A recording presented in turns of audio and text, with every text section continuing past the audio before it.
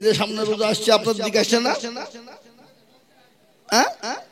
এ বাবা কাল বাদে এই যে রমজান মাস আসছে কারোর জন্য বাবজি আনন্দের খবর, আবার কারোর জন্য সর্বনাশ। কই লোক রে, এই তো কদিন হইল রোজা গেল আবার রোজা চলে এলো। অনেকে সর্বনাশ কিনা ধরে বলুন। কারো রোজা হলে ভালো লাগে, আনন্দ লাগে, আর কারো বাবজি গা জ্বলে। ওগুলা কাদের? তারা শয়তান যারা তাদের। আবার অনেক আবার রোজার মাসে বলে বলে গ্যাস্ট্রিক, রোজা করতে পারে হারামখোর, দিনে 4-5টা করে দুধ চা মেরিয়ে বেড়াইছে, আর রোজার মাসে লেনে করে পেটে গ্যাস্ট্রিক হয়, তোর পেটে কলেরা হবে। কলেরা বোঝে না? কলেরা হবে। সুস্থ শরীর নিয়ে যারা রমজান মাস পেয়েও রোজা করে না, তাদের পেটে কি হবে? কলেরা, পোকা হবে, পোকা। এ বাবা আজকে অনেকে আবার গরম করে বলে যার পয়সা নাই সে রোজা করুক, বাপের ভাত নাই তে রোজা করবো। অনেকে বলে না কেন, এটা গায়ের জোরে বলে বাবা, গায়ের জোরে। আল্লাহ বলছে তোর গায়ের জোর থাকবে না, এখনই যদি টিফিন দিয়ে দি শুই যায় তুই কোথায় চলে যাবি, তোর কোনো গ্যারান্টি থাকবে না। কি থাকবে? কথা বল থাকবে। হ্যাঁ, তাই মুসলমানদের হুকুকুল্লাহ আর হুকুকুল ইবাদ, এক হলো আল্লাহর হক আর একটা হলো বান্দার হক। কেউ যদি আল্লাহর হক নষ্ট করে দেয়, আল্লাহ ইচ্ছা করলে তাকে ক্ষমা করে দিতে পারে, মাফ করে দিতে পারে। কিন্তু হুকুকুল ইবাদ, কেউ যদি বান্দার হক নষ্ট করে দেয়, আল্লাহ যতক্ষণ পর্যন্ত বান্দা ক্ষমা না করবে ততক্ষণ পর্যন্ত আল্লাহ ক্ষমা করবে না। হুকুকুল ইবাদ কাকে বলে? এ বাবা আপনারা শুনলেন, হুকুকুল্লাহ হুকুকুল ইবাদ। হুকুকুল ইবাদ হলো বান্দার হক। বান্দার হক কাকে বলে? কারো আপনি রাহাজানি করে, অত্যাচার করে, জুলুম করে, লুটোপুটে খেয়ে নিয়েছেন, কাউকে ভুগিয়ে খেয়ে নিয়েছেন, কাউরির টাকা পয়সা জমি জায়গা জোর জুলুম করে লিখে নিয়েছেন। ও মুসলমান, আল্লাহ নবীর ঘটনা শুনলেন। আল্লাহ নবী একদিন মসজিদে নববীতে বসা, মসজিদ ভর্তি সমস্ত সাহাবারা এক জায়গায় জমা হয়ে গেল। সমস্ত সাহাবারা মসজিদ ভর্তি লোড, কানায় কানায় মসজিদ লোড হয়ে গেল। নবীজি ঘোষণা দিয়ে বললেন, শোনো, যে সমস্ত সাহাবারা আসে নাই আরেকবার খবর দিয়ে দাও, আগামী কালকে তাদের সকলকে মসজিদে নববীতে জমা হতে বলবে। সমস্ত সাহাবাদেরকে বলা হলো। সমস্ত সাহাবারা এক জায়গায় বসে গেলেন। সমস্ত সাহাবারা যখন বসে গেলেন, বিশ্ব নবী দয়ার নবী হুকুকুল্লাহ আর হুকুকুল ইবাদ সম্পর্কে তিনি বয়ান করছিলেন। বলে হুকুকুল্লাহ সেটা হলো আল্লাহর হক। কেউ যদি মেরে দেয় আল্লাহ ইচ্ছে করলে ক্ষমা করে দিতে পারে, কিন্তু হুকুকুল ইবাদ যতক্ষণ পর্যন্ত বান্দা ক্ষমা না করবে, আল্লাহ ততক্ষণ পর্যন্ত তাকে ক্ষমা করবে না। তুমি যতই নামাজি হও, তাহাজ্জুদ গুজারনেওয়ালা হও, বান্দা যতক্ষণ ক্ষমা না করবে, আল্লাহ ততক্ষণ পর্যন্ত ক্ষমা করবে না। বিশ্ব নবী বললেন, ও সাহাবারা, আজকে হক আদায় করার সময় এসেছে। কেউ যদি আমার উপর তোমাদের হক থাকে, আমি নবী বলি তোমাদেরকে আজকে হক আদায় করে দিব। বলো, কেউ কি আমার উপর তোমাদের কারো হক আছে? মজলিসের ভিতরে একজন সাহাবা বিশ্ব নবীর মাথার উপর দাঁড়িয়ে গেলেন। নবী গো, ইয়া রাসূলুল্লাহ, আমার একটা আপনার উপর হক আছে। নবী গো, আপনি যখন হক আদায় করব বলেছেন, দয়া করে আপনি আমার হকটা আদায় করে দেন গো রাসূল। সাহাবারা বাবা, এই বেটা বলছে কি রে? হ্যাঁ, এই বেটা বলছে কি রে? নবীর কাছে হক আদায় করব? নবীর হক কি করব? এ মুসলমান, বিশ্ব নবী বললেন, ও সাহাবা, বলো বলো বলো, কি তুমি আমার কাছে পাবা? কি তুমি জিনিস আমার কাছে তুমি পাবা? বলো। দয়ার নবী, মায়ার নবী, বিশ্ব নবী, রাহমাতাল লিল আলামিন, তিনি তো দয়ার হাবিব, রাহমাতাল লিল আলামিন। কি নবী বলুন, কি মানের নবী আমাদের, কি রাসূল আমাদের, কি নবী আমরা পেয়েছি বাবা। কিন্তু আগের জামানার উম্মতরা পর্যন্ত শেষ নবীর জামানার উম্মত হওয়ার জন্য তারা এখন হয়ে বেকুল হয়েছিল। কিন্তু আমরা এত ভাগ্যবান, আমরা এত ভাগ্য মুসলমান শেষ জামানার নবীর উম্মত হতে পেরেছি। আল্লাহ কিয়ামতের দিন শেষ জামানার নবী যতক্ষণ পর্যন্ত জান্নাতে না যাবে ততক্ষণ পর্যন্ত কোন উম্মত যেতে পারবে না। জোরে সুবহানাল্লাহ বলুন। আজকে ওই মুসলমান নবীকে চিনে না, রাসূলকে চিনে না, ওই মুসলমান আল্লাহ চিনে না, কোরআন চিনে না, নবীকে চিনে না, নবীর সুন্নতকে চিনে না। আজকে মুসলমান গো, আজ এই জন্য আল্লাহ আমাদের উপর নারাজ হয়ে গেছে। আজ আমরা আল্লাহর কাছে হাত তুলে দোয়া করি, কিন্তু আল্লাহ আমাদের দোয়াকে মঞ্জুর করে না, কবুল করে না। কেন বাবা? আজকে দুনিয়ার সব কিছু আমরা করি, কিন্তু আল্লাহ নবীর সুন্নত আমরা আদায় করতে পারি না। এমন মুসলমান আমাদের ভিতর আছে, নবীর সুন্নত কি সেটা বুঝেই না। কি বুঝেন আপনারা বলুন? গতকালকে আমি জালসায় ছিলাম, ওই গঙ্গা সাগর দক্ষিণ 24 পরগনা গঙ্গা সাগর বাবা, নদী পার হয়ে গঙ্গা পার হয়ে লঞ্চাত 1 ঘন্টা লাগলো, পার হয়ে গেলাম। সেখানে আমি দেখে এলাম বাবা অনেক মুসলমানরা আছে। আমার মনে হয় দেখে এলাম তারা মনে হয় আল্লাহ চিনে না, রাসূল কেউ তারা কোনোদিন চিনে না। দেখে এলাম কালকে এমন গ্রাম একটা জালসায় গিয়েছিলাম কালকে, ওরা কিচ্ছু চিনে না। হ্যাঁ হোক কিছু নাই, কিছু বুঝেই না এ সম্বন্ধে। আমি দেখো ধনে কোন দেশ কইটা, এরা আল্লাহ মনে হয় চিনে না, রাসূল চিনে না মনে হয় নাকি? আমাকে একজন বলছে হুজুর এইসব কালচার খুবই কম, খুব খুব খুব। মুসলমান আজকে মুসলমানের উপরে সন্তান রাসূল চিনে না, নবী চিনে না, এটা তো বড় বাপজি কপাল পোড়া ছাড়া আর কিছু হতে পারে না।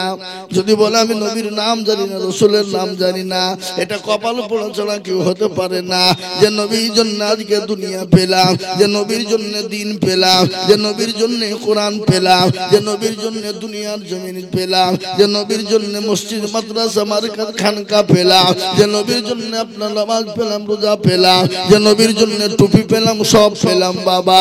অথচ সেই নবীকে আজকে আমরা অনেকেই চিনি না, অনেকে নাম জানি না। বিশ্ব নবীর ঘটনা শুনলেন। আজ মুসলমান গো, এই দিনের জন্য নবী রক্ত দিয়েছে, বিবিদেরকে সাহাবারা বিবিকে বিয়ে করেছে, সন্তানকে এতিম করে দিয়েছে।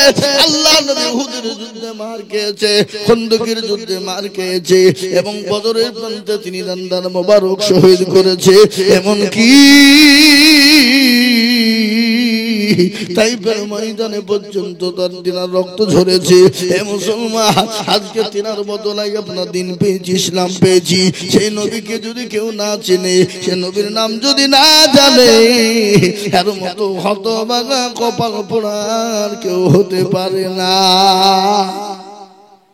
তাই প্রতিটি মুসলমানের জন্য নবীর নাম শেখা হলো ফরজ, প্রতিটি মুসলমানের জন্য কলমা শেখা হলো ফরজ। কিন্তু মুসলমান অনেকেই কলমা জানে না। লা ইলাহা ইল্লাল্লাহ মুহাম্মাদুর রাসূলুল্লাহ সাল্লাল্লাহু আলাইহি ওয়াসাল্লাম, এই কলমাটা অনেক মুসলমান বলতে পারে না।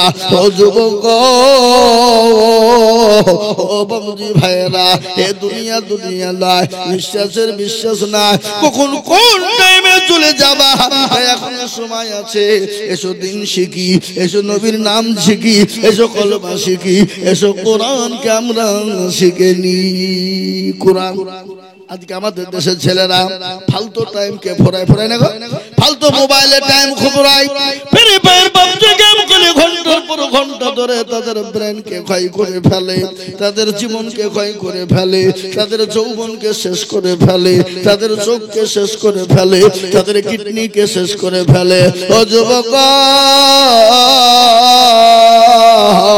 এই মোবাইলের মধ্যে কোরআন রয়েছে রে যুবক, কোরআন পড়ো, দুনিয়া জমিনে জীবনটাকে উৎসর্গ করো, জীবনটাকে উৎফুল্ল করো, নিজের জীবনটাকে সুন্দর করে গড়ো। খালি দুনিয়াই না, পরকালও তোমার জন্য সুখময় হয়ে যাবে, কবরটাও তোমার জন্য সুখময় হয়ে যাবে।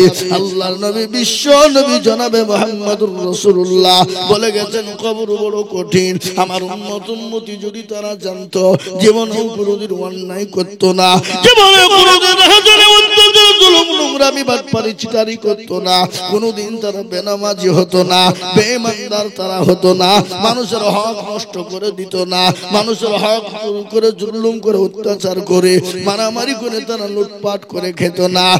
মুসলমান দরদি আমি আপনাদেরকে শোনাই বাবারে, আল্লাহওয়ালা কবর দিকে যদি বাঁচতে হয়, আসো আমরা কোরআনকে আঁকড়ে ধরি, এসো নবীর দিনকে আঁকড়ে ধরি, ইসলামকে আঁকড়ে ধরি। হে মুসলমান, এই মজলিসের ভিতর থেকে আজকে শপথ করে না, হুজুর আমি যা অন্যায় ত্রুটি করেছি, যত রকমের ভুল করেছি, আল্লাহকে বড় দয়াবান, আল্লাহ বলেছে বান্দা যদি পাহাড় সমতুল্য গুনাহ করে আর একটা বার যদি বলে আইয়ুহাল্লাযীনা আমানু তুবু ইলাল্লাহি তাওবাতান নাসুহা, একবার যদি বান্দা তওবা নাসুহা করে, আল্লাহ বলে বান্দা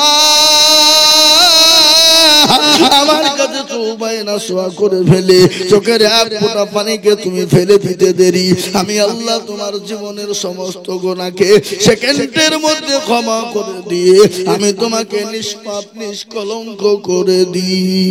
জোরে বলুন সুবহানাল্লাহ, জোরে বলুন সুবহানাল্লাহ।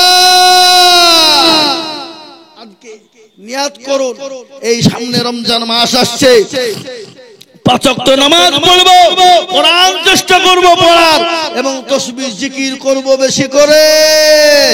মুসলমান শুনলেন, রোজের মালিককে একটু চিল্লিয়ে বলুন, রোজের মালিককে, রোজের মালিক আল্লাহ। আপনি 1000 ইনকাম করবেন, বড় মাছ কিনে নিয়ে আসবেন, 5 কেজি ওজনের মাছ কিনে আনবেন, খাসির মাংস কিনে আনবেন, গরুর মাংস কিনে আনবেন, বাড়িতে এসে বলবেন আনন্দ করে খাবো, সুন্দর করে রান্না করে খাবারটা আপনার সামনে হাজির। আল্লাহ বলছে বান্দা তোর খাবার খেতে দিব না, তোর খাবার তুই খেতে পারবি না। আল্লাহ যদি চায় আপনার খাবারটা ওইখানেই পড়ে থাকবে, আপনার মুখ পর্যন্ত আসবে না। জোরে বলুন ঠিক কিনা, জোরে বলুন। এ বাবা রোজের মালিককে জোরে বলুন, রোজের মালিককে, রোজের মালিক হলো আল্লাহ। তাই আল্লাহর উপর ভরসা রেখে আসুন আল্লাহর কোরআনের উপর আমরা জোর দিই। আর আল্লাহর কোরআনের উপর যখনই জোর দিব, গোটা পৃথিবীটা মুসলমানদের হাতের তলায় চলে আসবে। আজকে গোটা পৃথিবীর বেঈমানরা এটাই চাইছে যে মুসলমানদের কাছ থেকে যেন কোনো প্রকারে কোরআনকে মিটিয়ে দিতে হবে, কোরআন ছোঁয়া যাবে না। কেন? ওটাই হলো মুসলমানদের মেন গাইড বুক। আর ওই কোরআনটা যদি বন্ধ হয়ে যায়, মুসলমানদেরকে যেরকম করে পারবো ইচ্ছা সেরকম ভাবে আমরা কি করব, পায়ের তলে ফুটবলের মতন ব্যবহার করব। আজকে গোটা পৃথিবী মুসলমানদেরকে ফুটবলের মতন ব্যবহার করছে না, করছে না, জোরে বলুন। ফুটবল মানে যেই দেখে সেই লাঠি মারতে মন যায়, যায় না? এই বাবা কথা বলে না কেন? যার পায়ে পড়ে তারই মন চায় এক লাঠি মারে, মারে কিনা? আজকে আমাদেরকে ফুটবলের মতন ব্যবহার চলছে গোটা পৃথিবীতে বাবা।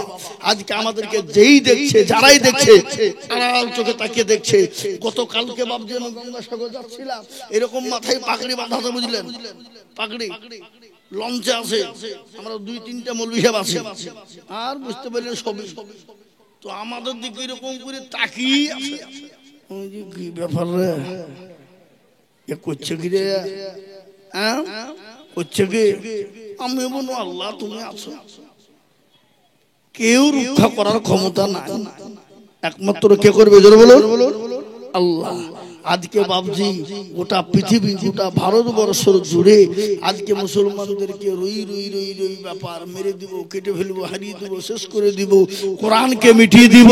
কেন? ওরা এটা জেনে নিয়েছে গোটা ভারতবর্ষের রাজত্ব আমরা করব, মুসলমানদেরকে হতে থাকতে দিব না, কোরআন মুসলমানদের পড়তে দিব না। কিন্তু বলুন তো